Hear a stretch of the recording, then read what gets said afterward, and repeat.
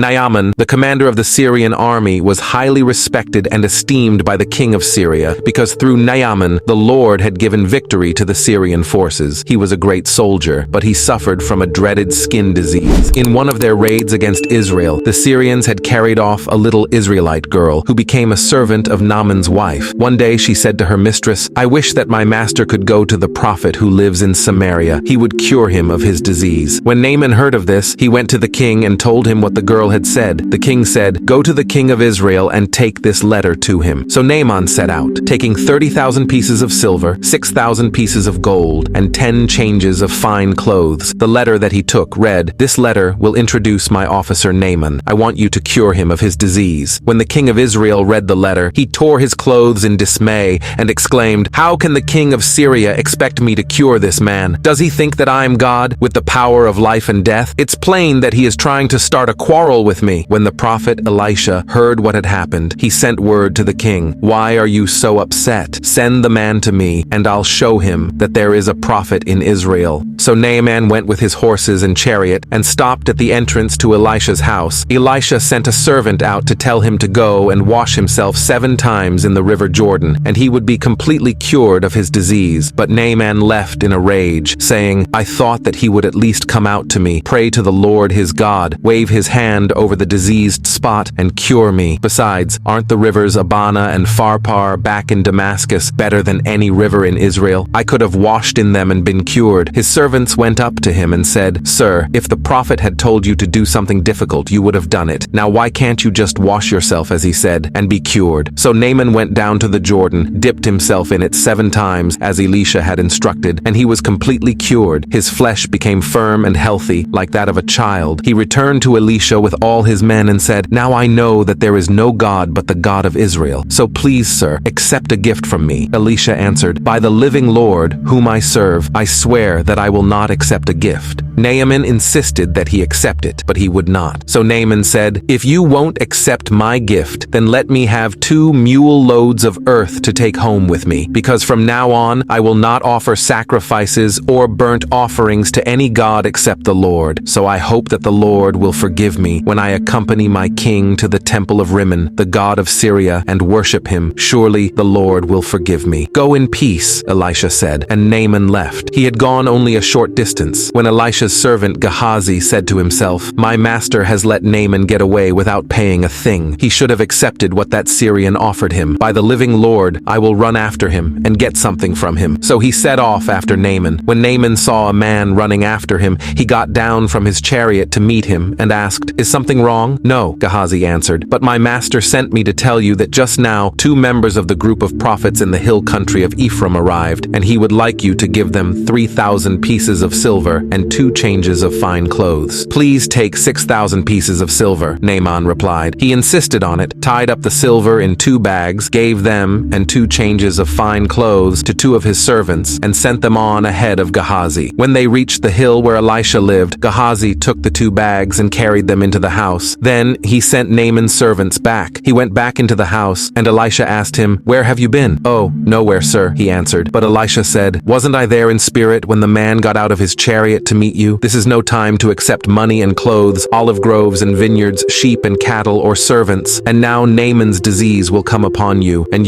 your descendants will have it forever." When Gehazi left, he had the disease.